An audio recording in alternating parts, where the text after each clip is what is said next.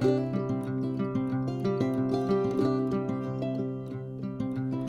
guys, welcome back to our channel. This is Jyoti from Anji and Joe's channel, and in our channel we mostly talk about books, baking, makeup and a lot of things in between. So today's video is going to be about my favorite 6 books that I read recently, or like maybe in last 2 years or so, and books that left an impression on me. I can still recollect the stories of these books, and they somehow inspire me. They somehow made me think through various parts of my life, and yeah, books that actually created that long lasting impression on me, and I still remember those books after so many years. So before we start, if you have not yet subscribed to our channel, please do consider subscribing to our channel and press on the bell icon to get all the notifications from us. So without further ado, let's start the video.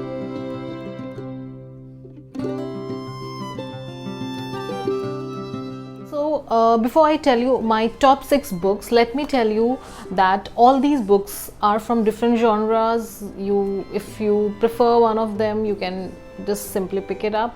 So let's start with book number 1. The book number 1 is a world classic, and it's a powerful reminder of horrors of war.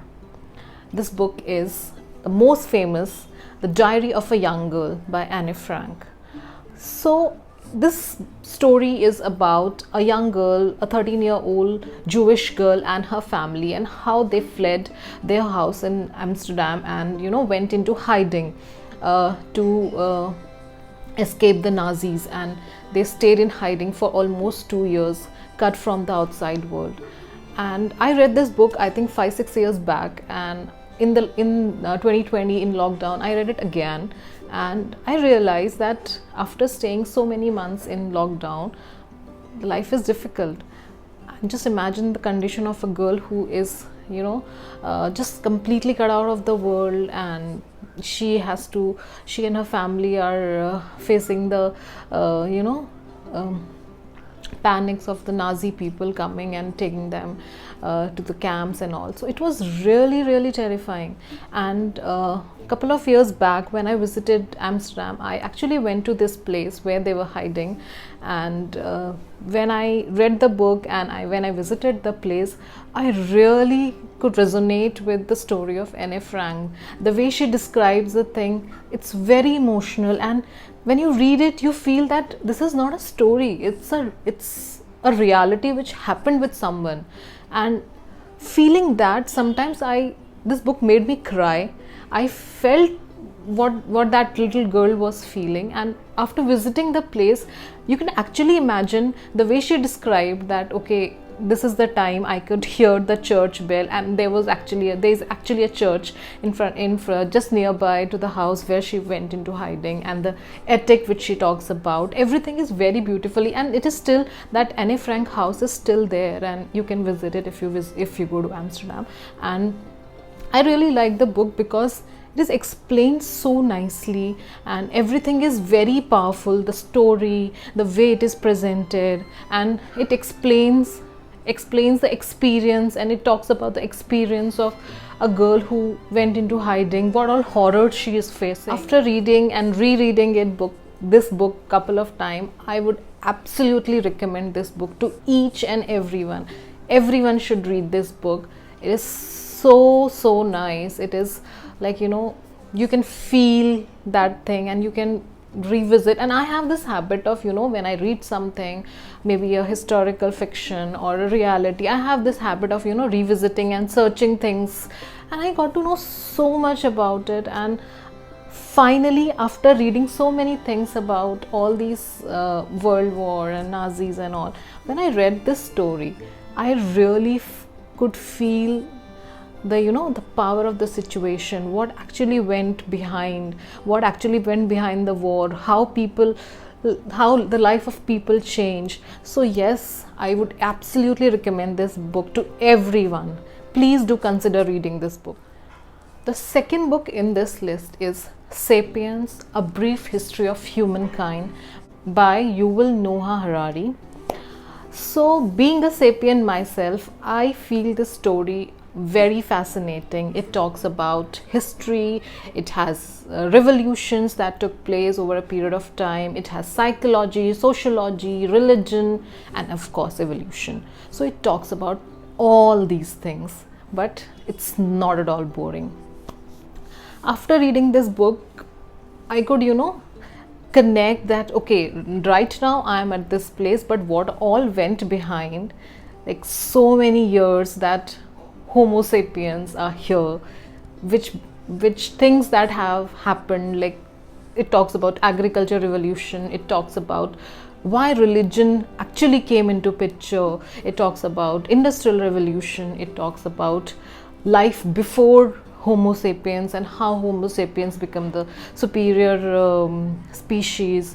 So yes, it's a very nice book, and in this author talks about different arguments, different issues that we are facing, and how it is linked to our past, how it is linked to our history. So all these things are very nicely explained in this book. It is really fascinating. It's a page turner. I really love this book. It's a non-fiction, of course. So I actually kept on switching between reading the book and listening to an audio book, and I really loved it. Even now, sometimes when I go through some of the historical facts or religion and all, I actually think what the author was talking about religion, why religion came into picture, and then he talked about how industrial revolution happened. So yes, it's a very thought-provoking book. You will start questioning many things, and you will start considering things that which you must have never thought about. So like eating sugar, why is it not good eating sugar now, but earlier people used to eat sugar like anything. They didn't had anything kind of diet that you should not eat sugar and all. So all these things were like very nicely explained. I really love this book, and all Homo sapiens, I would say, in fact all species should read Homo sapiens. It's a very nice book. It has also the second part to it, so if you want to read, it's a standalone book in its own, so it's not necessary that you have to read the first part to read the second part. But yes, these two books, Homo sapiens and the part 2, both are really nice, but I personally like the Sapiens one the best. So yes, the third book in my list is a book which is talked about a lot because it is little controversial. People didn't took it nicely in the beginning. So this book is Palace of Illusion by Chitra Banerjee Karuni. So it's a really beautiful book. It's a delightful read. So this is actually based on mythology. It is based upon Mahabharata, but Mahabharata from the perspective of Draupadi, because most of the time till date, whatever Mahabharata story that we heard or we read is from the perspective of either Krishna or the male counterpart of the story, but we never got the perspective of Draupadi. So in that way, this story is really interesting. I got to know about this book from a book club. So someone suggested this book to me, and I immediately bought this book because I heard so much about it, and believe me, it never disappointed me. It is really amazing. So after reading this book, I really got smitten that why I read this book so late, why I was not introduced this book, why was I not introduced to this book earlier. It's a delightful read. I think delightful read doesn't do justice to this book because it is so good. After this, I also read Forest of Enchantment by the same author, which talks about Ramayana from the perspective of Sita. So yes, do consider reading this book, and I'm sure this will not disappoint you because it is a real page turner. I remember when I was reading this book, I started it over the weekend, and it was like around 1 o'clock in the night, and I thought, okay, I think I should just stop reading it now. I'll continue tomorrow. But then I couldn't stop myself, and I finished that book in one single go, and it is Amazing, amazing, amazing. So the next book that I'm going to talk about is a very powerful book. It's a story which talks about a very sensitive issue which is there across the world. Many people are still facing it. This book is called Roots, The Roots by Alex Haley. It talks about cruelty, it talks about slavery, it talks about the struggle that is there from generation, because this is a story which is based on real life, and it is not about one generation or one person or one character. This is a story about generations of people, black people who got, who were imported to US, and how they were made slaves, and how their life, from being a free tribal person who used to do things according to his tribal tradition, his tribal rules, how he's uprooted from his own country and brought to a new country which he's completely unaware about. And the shock of his life comes when he got to know that now he is a slave, he's not no more a free person. And then the same thing happens to his child, and this thing goes on for generations and generation. And from a free person who came to US as a black slave, how his generation who are actually born in US but who are slave by birth, how the selling of black slaves happened. So all the struggle which is there, and I think the struggle is still going on, it is not over. We still see people talking about Black Lives Matter and all these things. So this story will actually give you a real picture of everything that went on for ages, that we somehow just read it, or we somehow just heard from someone, or all those things. But this story gives you a real insight, real life, and real struggle that happened behind all these things. So yes, I really felt for this story, and it's a long story. This is not a short book, but it is worth every minute that you will spend. You will get a really different perspective after reading this book, because it is so good. And if you are someone who don't want to read such a long book, you can actually go and watch a movie. There's a movie based on it, there's a series which is also based on this particular story. And the best part is, this is not a fictional story, it is actually based on a real life facts. Yes, some things are changed, but it is actually based on a real story. So do consider reading it. If you don't want to read it, do watch the movie or series. It will not disappoint you, and you will get a real different perspective about all the struggles, all the things that are happening in the world right now. The next book in the list is Atomic Habit by James Clear.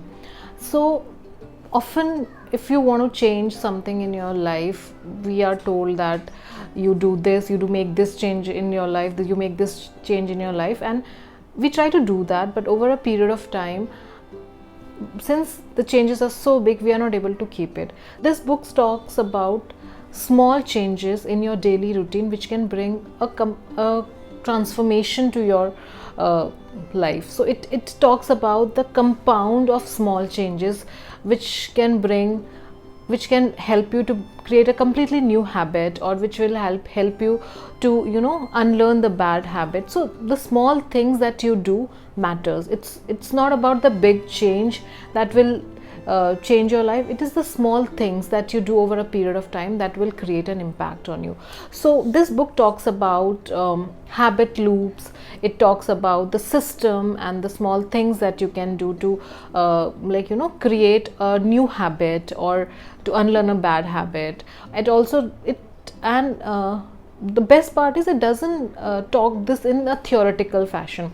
It gives you so many examples from sports, from business, from education perspective, from your daily life actually. So if you read this book, you will feel that you can connect with the things that are talked about in this particular thing, because it's not just a theory, it's not just like a very hi-fi things that they are talking. It's just a simple thing, simple systems, simple things that you can change, or how people change their life by making a small tweaks here and there, and brought that bigger change in their life. So yes, it's a very powerful book. You can actually learn so many things from this. Is a book which put different ideas and different perspective to you. It is a complete package in itself. It is a non-fictional book. It is for productivity, it is for creating habits, but it doesn't feel that way. It is like a very nice